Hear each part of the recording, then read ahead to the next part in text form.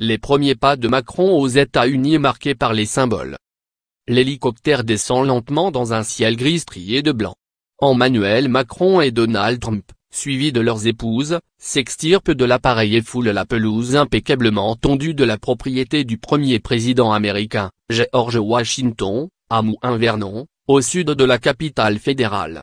C'est dans ce manoir du XVIIIe siècle surplombant le fleuve Potomac, considéré comme la demeure historique la plus importante d'Amérique selon l'Élysée, qu'M.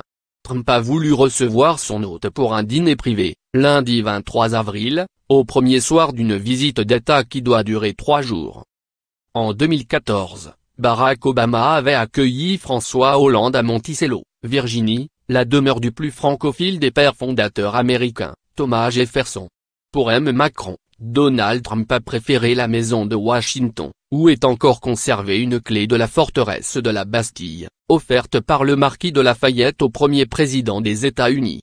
Cette clé est le trait d'union entre nos révolutions, souligne un conseiller du président français, qui devait évoquer ce symbole mardi 24 avril à la Maison-Blanche.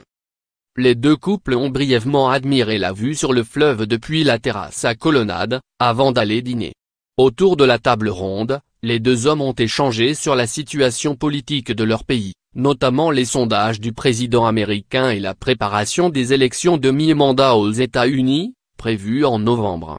Ils ont également évoqué la régulation d'Internet et la lutte contre la radicalisation. Sur le commerce, la Syrie et la lutte contre le terrorisme, Trump et Macron ont fait part de leur souhait de bâtir un agenda commun, précise-t-on à l'Élysée. Auparavant, les deux présidents avaient planté un jeune chêne dans le jardin de la Maison-Blanche. L'arbre, offert par le président français, vient du bois Belleau, dans l'Aisne, près de Château-Thierry.